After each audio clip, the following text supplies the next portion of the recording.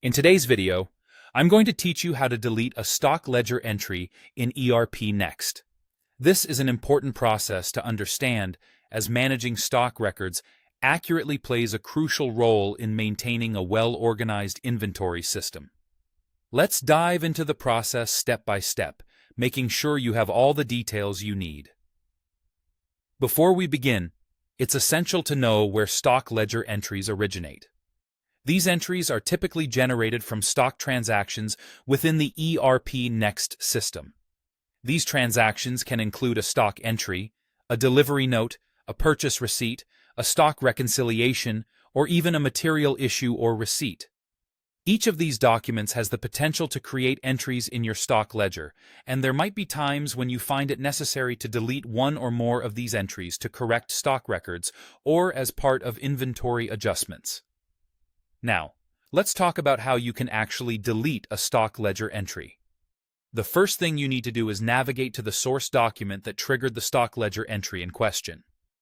For example, this could be a stock entry document or perhaps a delivery note.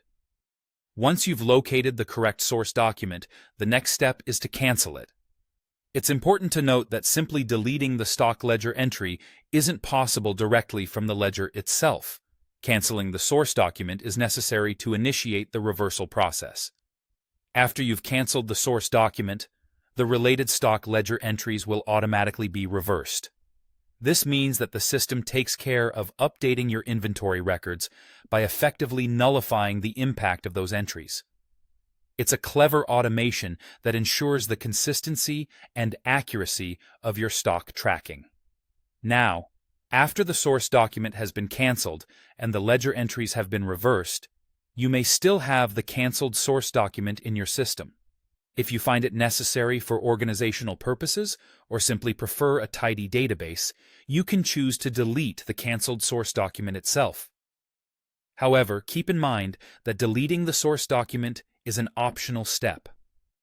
The critical aspect here is that the cancellation has already updated your stock ledger accurately. And there you have it. By following these straightforward steps, you can ensure that your stock records reflect the correct transactions in ERPNext, helping maintain precise inventory counts. Remember, managing your inventory well is pivotal to running an efficient business operation. Thanks for watching, and be sure to stay tuned for more ERPNext tips and tutorials.